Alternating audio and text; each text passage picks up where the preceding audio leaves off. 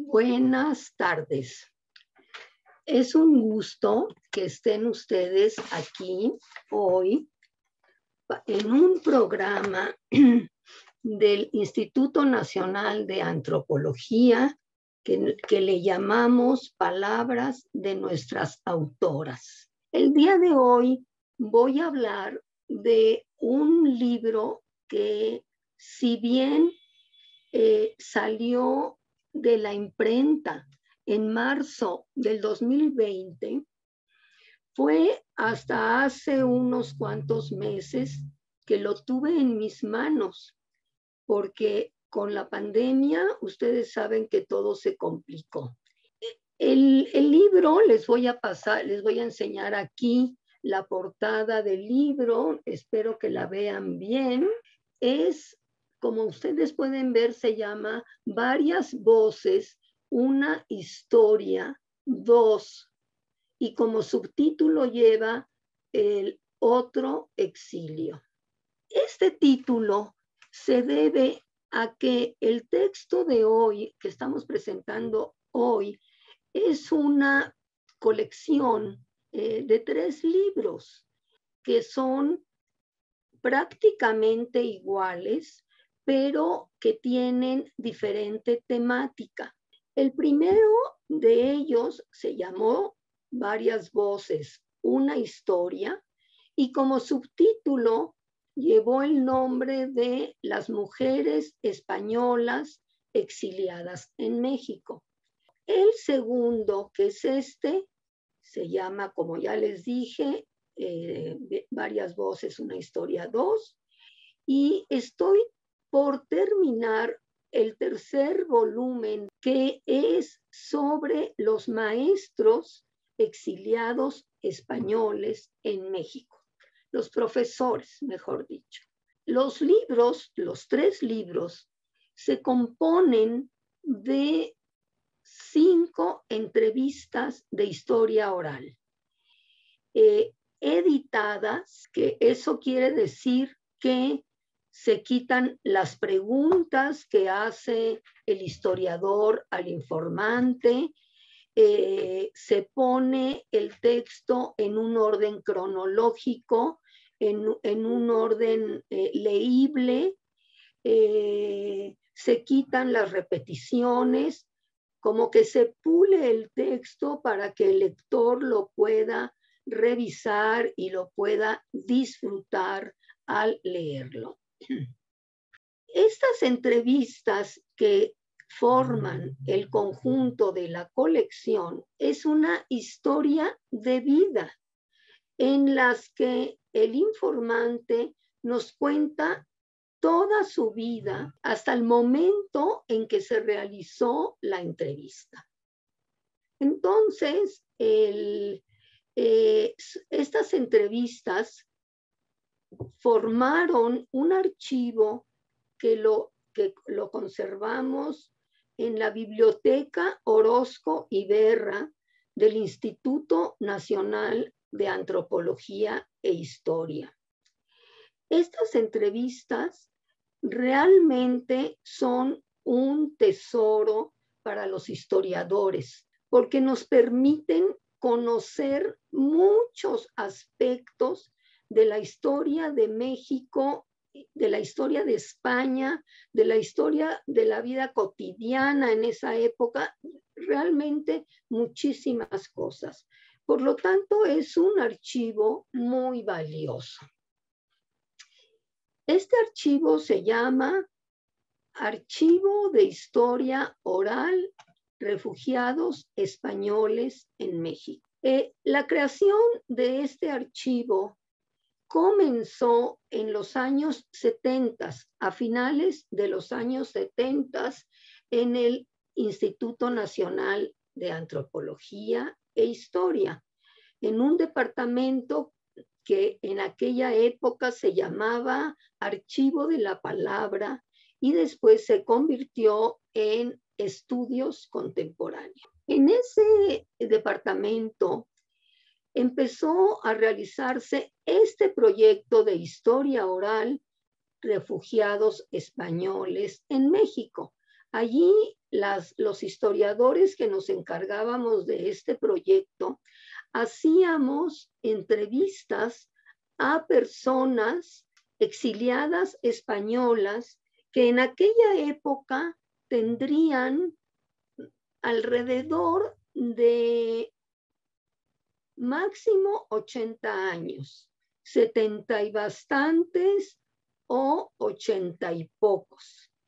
Eran personas que estaban en un momento ideal para ser entrevistadas, porque conservaban su agilidad mental, por llamarlo de una manera, se acordaban perfectamente bien de todo y al mismo tiempo eran personas en su mayoría que ya estaban jubiladas y por lo tanto tenían el tiempo suficiente para recapitular sobre sus vidas. Y eso pues era muy rico porque tenían la lucidez mental y las ganas de contar sus historias. De manera que se comenzó a realizar este archivo de historia oral en un momento realmente adecuado. Estas entrevistas del archivo al que les he mencionado hasta ahora son entrevistas largas, son historias de vida. Nos hablan los informantes de sus padres, a qué se dedicaban sus padres, cómo se llamaban, de dónde eran oriundos. Nos contaban también de su escuela, de su infancia, cómo era el maestro que tenían, cómo era la vida cotidiana en el pueblo donde vivían o en la ciudad en la que vivían. Nos contaban también su impresión de la llegada de la Segunda República Española en 1931. Nos contaban de lo que se acordaban, si habían ido a alguna manifestación de apoyo a la República o eran más pequeños o no habían ido, etcétera, ¿no? Luego nos contaban cómo fue su vida durante la Segunda República, que terminó en 1936 con el golpe de Estado que dieron unos militares al gobierno legalmente constituido de esta Segunda República Española. Este golpe de Estado trajo como resultado una cruenta guerra civil. La actuación de cada uno de los informantes en la guerra también nos las cuentan en las entrevistas. El siguiente punto a tratar era cómo salieron de España al terminar la guerra. ¿Cómo lograron poder conectar algún viaje para venir a México o para venir a otro lado de América antes de venir a México? ¿Cómo fue esa odisea?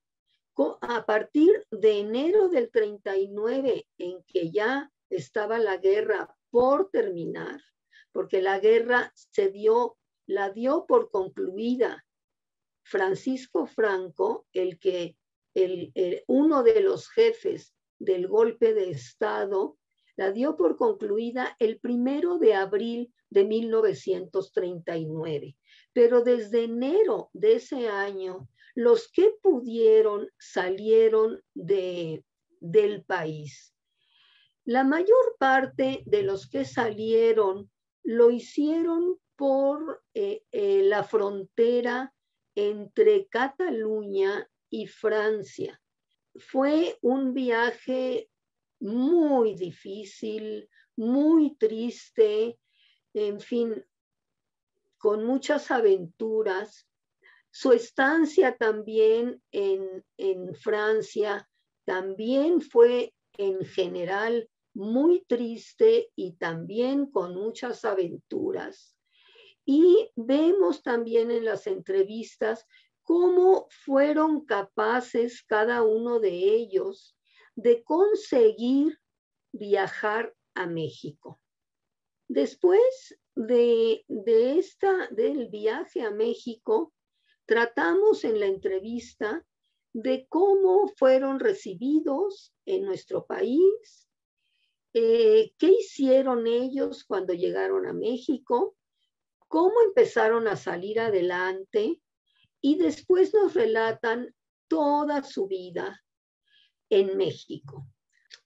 Bien, ya les conté un poquito de la historia del archivo, de cómo se creó, de qué hacíamos, etc.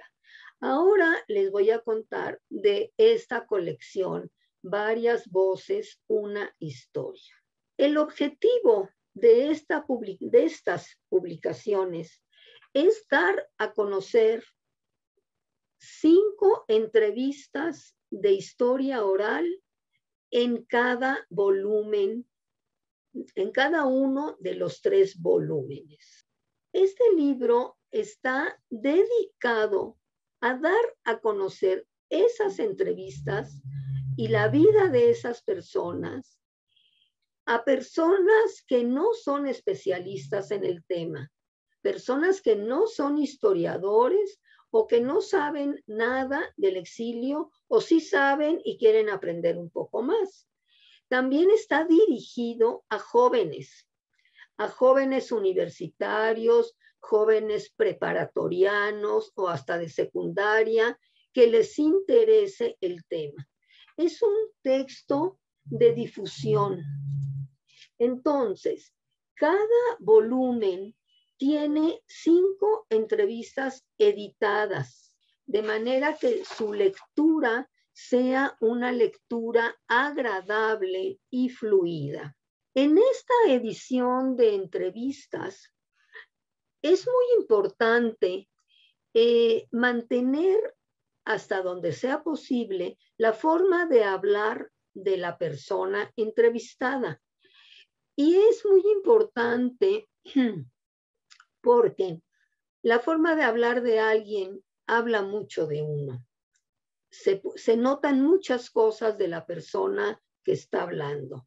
Por esa razón, yo en estos textos trato de mantener su forma de hablar y tampoco lo puedo hacer al 100%, porque muchos de ellos, por ejemplo, muchos de ellos eran catalanes. Estos catalanes habían siempre hablado en catalán en su pueblo y en su familia, en España y en México. Muchos de ellos no hablaban bien el castellano. Al no hablar bien el español, entonces ellos, nos puede ser difícil entender lo que quieren decir. Pero pues yo, respetando su forma de hablar, procuré que se entendiera lo que decían. Y los posibles errores de sintaxis le metía una manita para que quedaran legibles, pero sí manteniendo su forma de hablar. Y es interesante, sobre todo en este segundo volumen, y ahorita les voy a explicar por qué, que estos exiliados adoptaron muchos mexicanismos, adoptaron muchas palabras que solamente aquí las usamos. Por ejemplo, no más. Por ejemplo, híjoles. Otro ejemplo, que es que quería llevarla. El que es muy de México. Entonces, en este segundo volumen nos vamos a encontrar muchas cosas ya que son modismos de nuestro país. Cada uno de los volúmenes consta, además de las 5 entrevistas, consta de una introducción en la que explico, en primer lugar, cuál fue la metodología que seguí. Doy una breve historia del Archivo de Historia Oral Refugiados Españoles en México, unas líneas hablando de la personalidad de cada uno de los informantes de ese volumen y luego un contexto histórico. Lo que pasaba en España, lo que pasó en España entre 1931 y 1939. La guerra civil estalló en 1936. El gobierno de la República duró 5 años y después los otros 3 años fueron años de guerra. Entonces, en este contexto histórico hablo de lo que sucedió durante la República, de cómo se llevó a cabo la guerra, todo esto en España.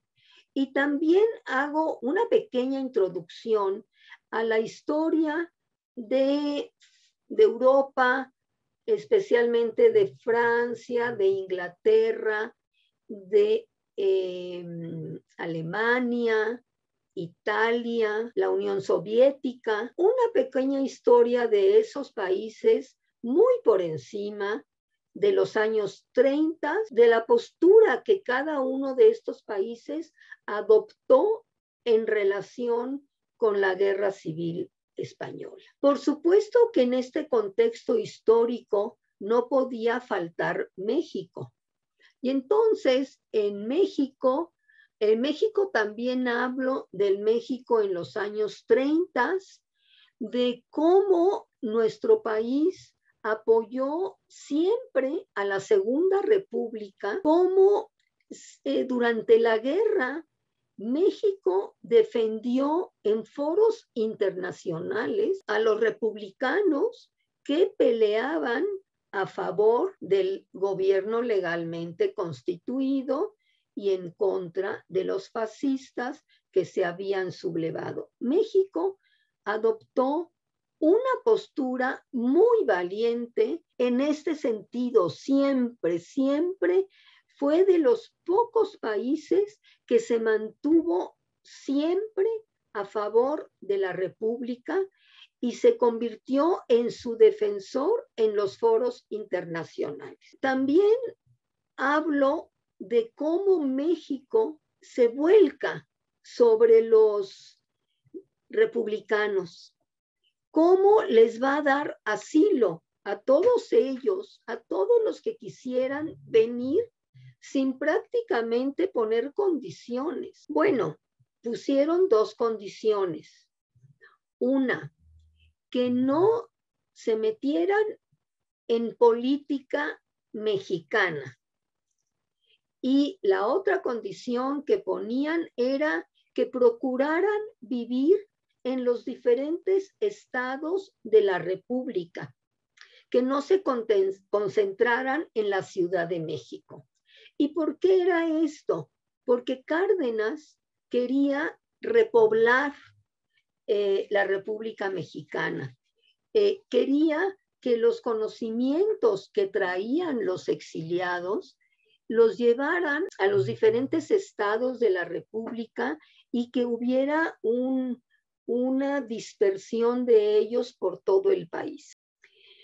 Pero bueno, estos exiliados lograron llevar en México, gracias a la hospitalidad de Cárdenas y de los mexicanos, eso hay que resaltarlo mucho, del pueblo mexicano.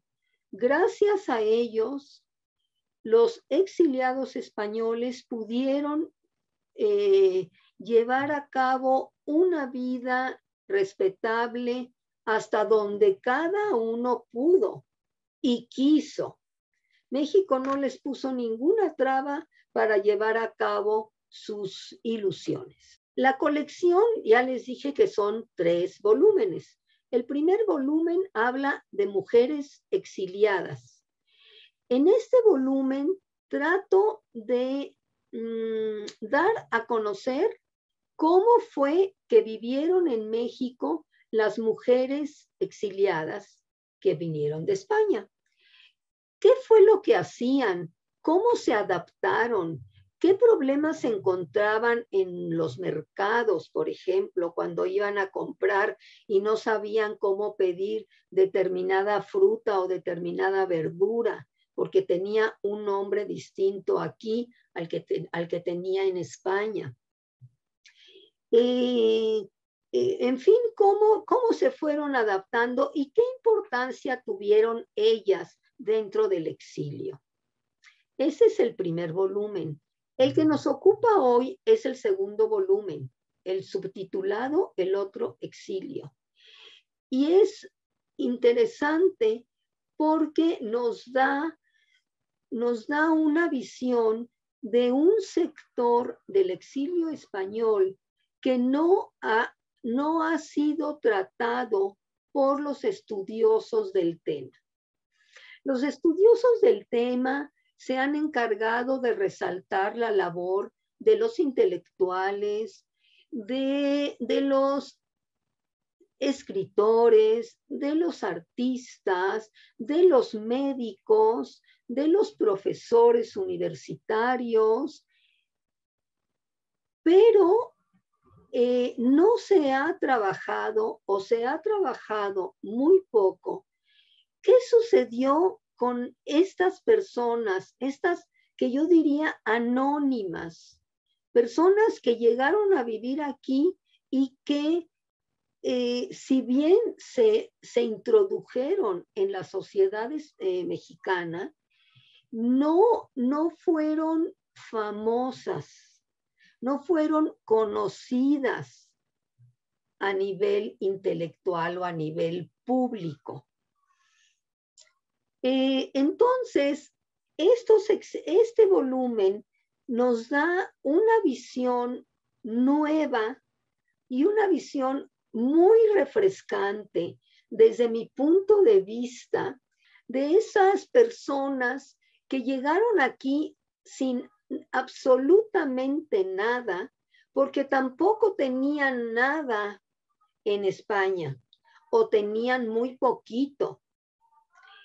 Déjenme contarles que una de las informantes de este volumen es una mujer que era una obrera de una fábrica textil de un pueblo de Cataluña. Ella era obrera desde los 12 años y su marido también. También se dedicaba a trabajar en las fábricas textiles. Él como lo que se llamaba el contramaestre, que era un nivel un poquitito más alto que el de ella, que era obrera. Ella y su marido siempre trabajaron muchísimo y llevaron una vida muy ordenada. Por ejemplo, ellos solamente tuvieron un hijo porque querían darle lo mejor a ese hijo y sabían que para poder lograrlo tenían no solo que ahorrar, sino que no podían tener más hijos, porque no hubieran podido darles la educación que ellos anhelaban que tuvieran. Estas personas, estos informantes de este volumen, nos dan otra visión muy diferente, ¿no? La obrera catalana que les conté hace un momento, resulta ser una entrevista muy rica, porque ella nos cuenta con todo detalle cómo era la vida cotidiana de una niña y después obrera en un pueblo de Cataluña, cómo eran los noviazgos, cómo se iban a vivir con los padres del marido cuando se casaban, cómo era el trabajo, cómo era su relación con los dueños de la fábrica. O sea, es una entrevista verdaderamente deliciosa. Tenemos también que en este volumen tenemos el testimonio de una mujer de origen vasco que fue trabajadora doméstica desde los 10 años en España. Ella solamente fue al colegio durante 2 años. Todo el resto de su vida lo dedicó al trabajo doméstico. En México también se dedicó al trabajo doméstico hasta que al final, ya cuando era una mujer con bastantes años, entró a trabajar al Frontón México vendiendo quinielas para los que apostaban. En fin, como ustedes pueden ver, son personas que tuvieron una vida difícil tanto en España como en México. En México tuvieron unos trabajos que ustedes no pueden dar crédito. Uno de ellos, por ejemplo, trabajó en un aserradero o en un bosque en el Estado de México. Y también trabajó, por ejemplo, él se fue a vivir a Chihuahua, a una hacienda que fundó el gobierno español en el exilio con la finalidad de darle trabajo a los campesinos españoles que vinieron y los mandaban, bueno, mandaban a los que querían ir, tampoco les obligaban, los mandaban hasta Chihuahua. Este señor cuenta unas cosas increíbles de esta hacienda que se llamaba Santa Clara. Cuenta cómo, por ejemplo, faltaba lo más importante, que era agua. Ese era un lugar maravilloso, precioso, gigantesco, pero no tenía agua. Entonces, ¿cómo podían sembrar en un lugar donde no había agua?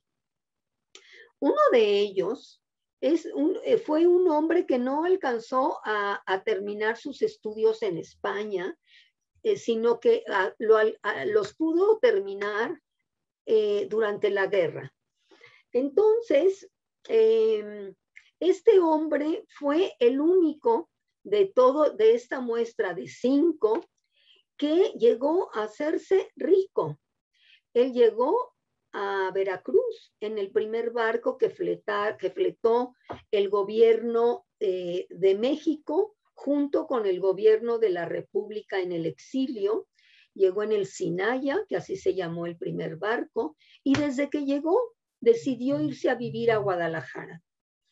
Y en Guadalajara hizo de todo, por ejemplo, fue camarero, o sea, fue mesero en un bar, tenía que preparar los cócteles y el cóctel margarita y el tequila y etcétera, etcétera. O sea, cosas que no tenía ni idea. Vivía ahí mismo donde trabajaba porque no tenía un peso para mantenerse. Sin embargo, este hombre, a base de mucho trabajo, llegó a convertirse en uno de los hombres más ricos de Guadalajara. La última pregunta que yo me hago es, ¿cómo hubiera sido la vida de estas personas de no haber estallado la Guerra Civil Española? Yo creo que hubiera sido más o menos como fue aquí. Excepto esta persona que les cuento que se hizo rico, no creo que el resto se hubiera hecho rico en España, pero sí hubieran podido tener una vida digna de no haber estallado la guerra civil. Con esto termino mi presentación. Espero que ustedes tengan ganas de leer el libro, que haya yo logrado transmitirles las ganas de leerlo. Eso es todo por mi parte. Les agradezco muchísimo su atención y me despido con mucho cariño y abrazos.